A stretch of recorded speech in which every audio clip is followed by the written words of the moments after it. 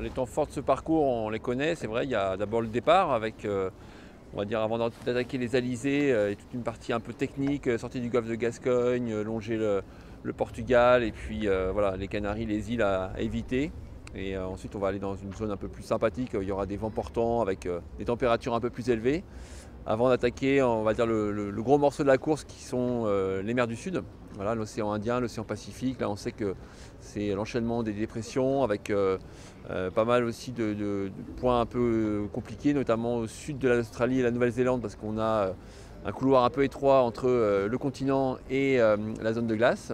Et puis, bien sûr, la porte de sortie qui sera le Cap Horn, là aussi un peu, qui peut être un petit peu compliqué parce qu'on a un endroit un peu difficile à franchir avec des conditions qui peuvent être assez difficiles.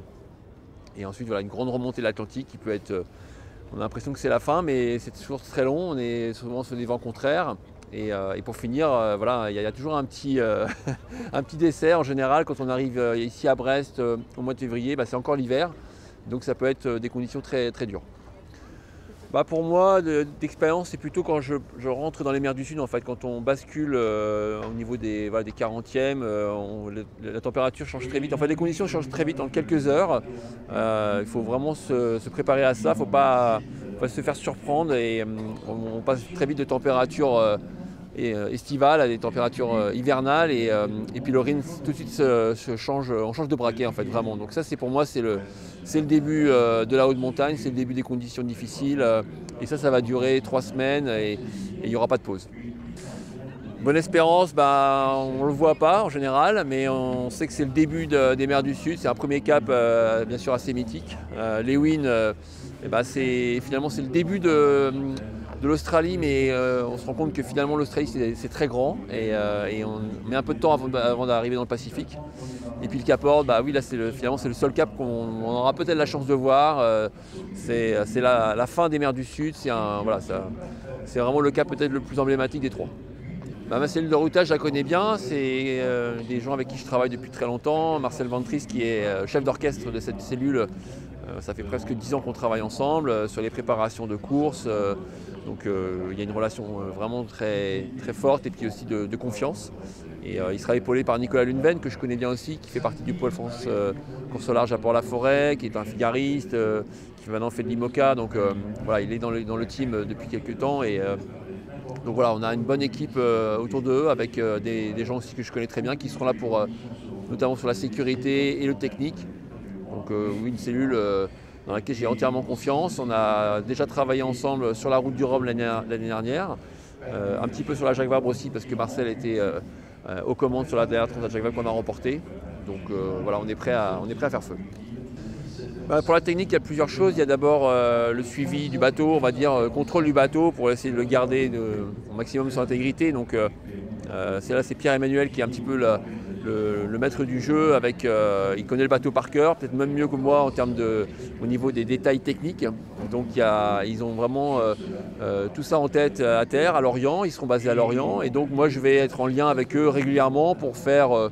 Moi, mon rôle, ça va être d'abord de faire des contrôles, dès que les conditions le permettront, d'aller faire un peu le tour du bateau, vérifier l'ensemble des systèmes. Ils me donneront aussi des choses à aller voir un peu plus précisément, peut-être à démonter au bout de certaines durées de course. Et s'il y a des bricoles à faire, s'il y a des réparations à faire, là, il faudra sortir la caisse à outils, il faudra ouvrir les sacs avec le matériel qu'on a amené pour réparer.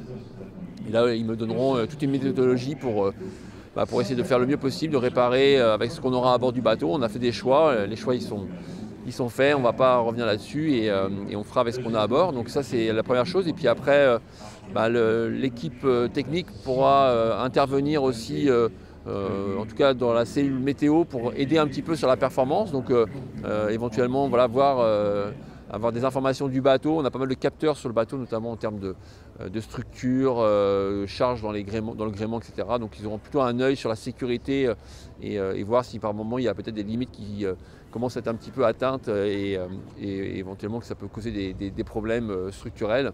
Donc là ils seront aussi pour me guider, me donner un petit peu des alertes pour éviter d'aller un petit peu trop loin dans l'utilisation du bateau et éventuellement de casser. Oui, c'est ça, c'est un petit peu des garde-fous quand il y aura la fatigue, un petit peu voilà, l'euphorie de la course. Voilà. Après, ils n'ont pas le droit de prendre la main sur le bateau, ça c'est interdit. Et donc là-dessus c'est très clair. Et voilà, donc on respectera bien sûr cette règle. Bah, pas grand-chose, on n'arrive pas forcément à faire beaucoup de réparations. Il y aura de l'usure, on va dire, tout ce qui va être gréement, bout, ficelle, enfin voilà, ça on arrive à réparer, à changer. On a même des écoutes ou des drisses de rechange. Tout ce qui va être mécanique un petit peu, voilà, si c'est des petites pièces, on arrive à faire, voilà, à l'échelle d'un seul homme, on arrive à réparer, ou en tout cas trouver une solution pour pallier aux défauts. Après, quand on commence à avoir une casse un peu plus importante, ça peut être sur un foil, sur un safran ou même sur une voile qui peut être déchirée de façon importante. Malheureusement, là, je ne pourrais pas forcément faire grand-chose. Il faudra soit ne plus utiliser cette pièce-là pour la fin de la course, ce qui peut arriver. On peut finir, et sûrement on finira avec un bateau qui ne sera plus à 100% de son potentiel. Mais ça a déjà été le cas sur moi, mes précédents Vendée Globe. Et puis finalement, si jamais il y avait vraiment une avarie majeure qui m'empêcherait de terminer la course, et bien là, il faudra prendre effectivement l'option de s'arrêter. C'est autorisé. Ça reste quand même une contrainte forte parce qu'il va falloir d'abord se dérouter de la route directe. Ce n'est pas un arrêt au stand comme en Formule 1 où en quelques secondes on change de pneu et on repart. Là, ça risque de prendre plusieurs jours et en plus, c'est minimum 24 heures d'arrêt technique au port dans le règlement de la course. Donc ce sera vraiment, voilà, une pénalité forte, mais ça me permettra de réparer et de repartir et de finir la course, qui est quand même l'objectif numéro 1. Oui, bah, en Vendée Globe, je suis monté. Je suis monté plusieurs fois. Non, là, j'espère ne pas avoir monté là-haut, mais j'ai le matériel à bord, effectivement, le même matériel que sur le bateau du Vendée Globe, où c'est un système d'escalade. Donc c'est possible de monter, on va dire, à la moitié, à 2/3. Bon, après, tout là-haut, on évitera quand même. Oui, bien sûr. Après, on le sait, même sur des bateaux du Vendée Globe, c'est compliqué de pouvoir récupérer un marin d'un bateau à un autre. Finalement, le seul système qu'on pourrait utiliser, c'est de mettre un radeau de survie dans l'eau et puis voilà, aller faire un changement de bateau. On l'a déjà vu, moi j'avais déjà vu sur mon premier Vendée Globe quand Yann Eliès était blessé. Marc Guillemot était venu, mais il n'a pas pu faire grand chose à part juste rester en contact autour de lui, mais il ne pouvait pas forcément aller sur le bateau de Yann pour l'aider. Ce sera la même chose sur nos trimarans, c'est encore plus délicat finalement. Donc on le sait qu'il y a des endroits où on sera loin des premiers secours. Il faudra attendre peut-être même plusieurs jours avant d'avoir éventuellement des gens qui interviennent et qui viennent nous secourir. Ça fait partie des choses qu'on a dans la tête, qu'on a mis en place et qu'on a préparé aussi avec à la fois les services de sécurité avec qui on a eu des briefings ces dernières semaines, mais aussi le staff médical. Enfin, l'ensemble des équipes qui vont nous suivre de très près sont au courant un petit peu, voilà, des contraintes du parcours. Maintenant, c'est quand même rassurant d'être 6 bateaux, plus ou moins. Alors, on verra un petit peu comment la flotte sera étalée, mais ça permet quand même de se rassurer, de dire qu'on n'est pas tout seul. Même si ce sera peut-être compliqué d'intervenir rapidement, on pourra toujours se dérouter et aller voir un petit camarade qui peut être en situation compliquée et éventuellement aider, en tout cas pour faire le maximum pour pouvoir le secourir.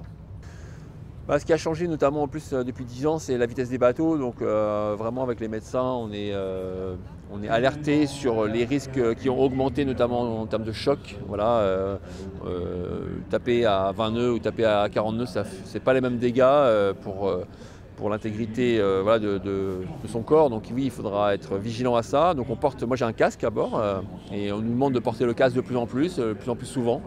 Moi j'ai mis en place des protections aussi sur mes vêtements, sur mes cirés avec Musto, on a travaillé là-dessus.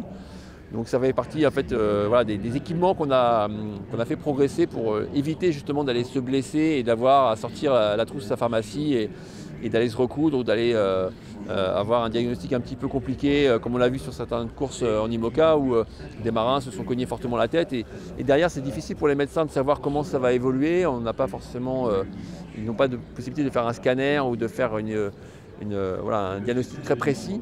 Donc c'est toujours inquiétant pour ceux qui sont à terre, inquiétant pour celui qui est sur le bateau. Donc oui, il faudra se protéger d'abord. C'est d'abord beaucoup de prévention. Puis après, bien sûr, il faudra sortir la pharmacie et éventuellement se soigner, se recoudre. On a fait encore récemment un travail avec la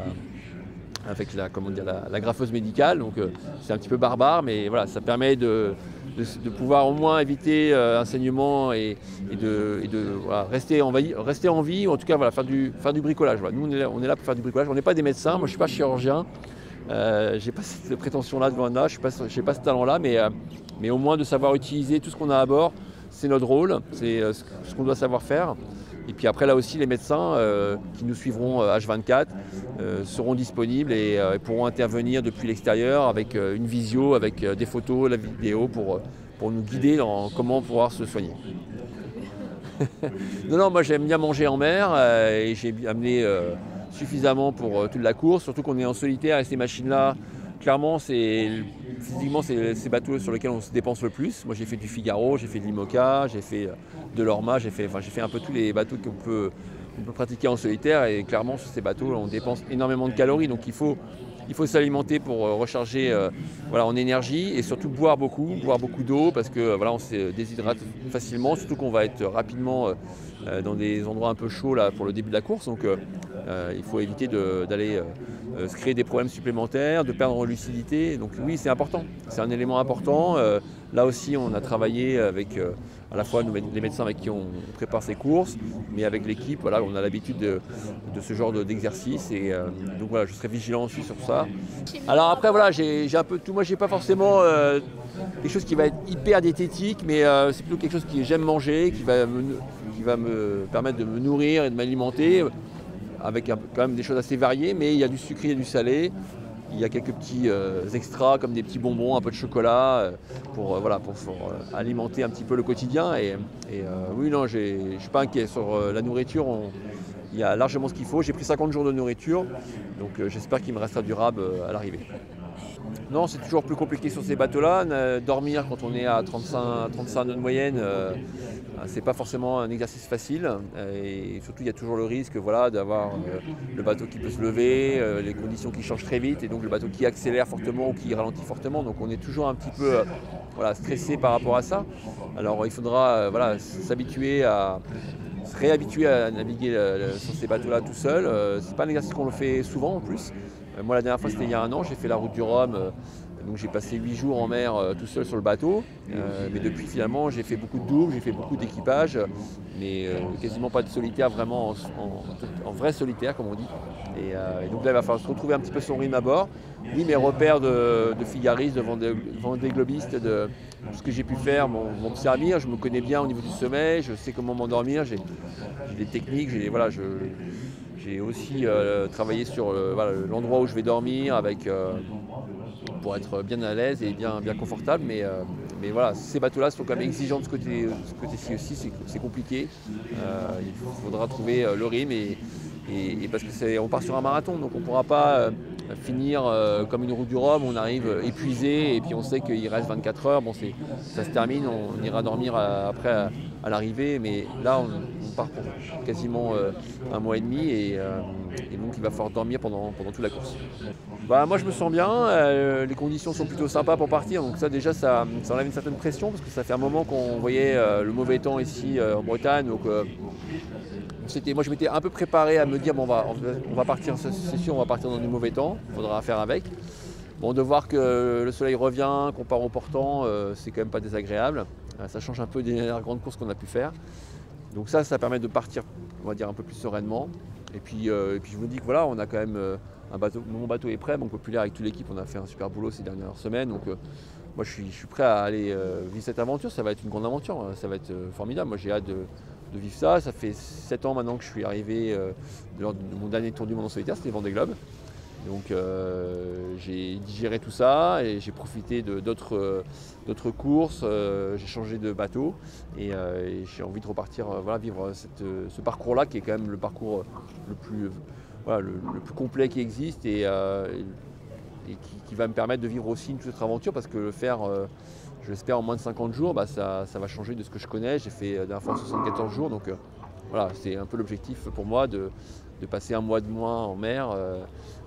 Ça va être une toute autre expérience.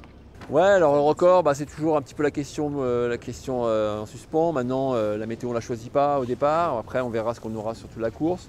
On a des contraintes de zone de glace aussi. Bon, on verra. Moi, je sais que je ne pars pas forcément dans l'idée de battre un record parce que le record François Gabard il est quand même très très élevé. 42 jours, c'est une météo à la fois hyper favorable et puis aussi un rythme assez incroyable. Nous on part sur une course, donc il faudra aussi gérer sa course par rapport aux autres et finir avant les autres. C'est ça l'objectif pour moi. Maintenant, j'espère voilà, faire. Je me suis donné dans la tête, si la météo était au rendez-vous, de faire mieux que Banque Populaire 5, qui avait été un des premiers bateaux à battre le trophée Jules Verne dans 45 jours. Donc j'ai quelques gars de l'équipe qui étaient à bord et voilà, si je peux les battre, ce serait sympa. Ouais, c'est la difficulté. Maintenant, ça, j'ai cette expérience-là aussi. En 2016, quand je suis parti sur le Vendée Globe, j'étais clairement le favori. Je revenais clairement pour gagner le Vendée Globe. Donc j'ai imposé mon rythme, mais ça n'a pas forcément changé grand-chose par rapport aux autres. Moi, je vais partir sur ma course. On s'est donné un certain cadre en fait, de travail avec Marcel et son équipe de routage. On sait sur quoi on pourra attaquer, quand est-ce qu'il faudra privilégier la sécurité et gérer la machine, parce que c'est une course qui est longue. Et on sait, avant d'aller gagner, ou en tout cas de pouvoir viser une place sur le podium, il faudra d'abord finir, sans s'arrêter si possible. Et ça va être important. Ces machines-là sont des machines incroyables, ça va très vite, mais elles sont aussi, voilà, il faut aussi en prendre soin. Et ce sera à moi en solitaire de gérer ça. Et bon, je pars quand même sur quelque chose qui est tout nouveau pour moi en termes de durée. Donc il va falloir aussi que je place le curseur au bon endroit et on verra comment les autres aussi vont réagir, vont naviguer. Il y aura sûrement des surprises, donc c'est ça qui va être passionnant. Bah, le rythme des manœuvres va être un petit peu en fonction de mon état de fatigue. Donc là aussi, on s'est donné avec l'équipe, la cellule météo, un petit peu des modes de fonctionnement. Il y aura, on va dire, 3 modes, un mode vert, rouge enfin, vert, orange et rouge. Mode vert, bah, moi je suis prêt à faire toutes les manœuvres dans la journée, enfin, avec la limite de ce que je peux faire physiquement. Orange, ça veut dire bah, attention, je suis un peu fatigué, mais je peux quand même faire pas mal de choses. Et puis rouge, c'est vraiment je suis crevé. Et là, bon, il va falloir trouver les choses les plus simples, quitte à être un peu moins performant sur la stratégie pure. Mais voilà, ce sera un petit peu l'objectif qu'on aura ensemble avec Marcel et les météorologues à terre.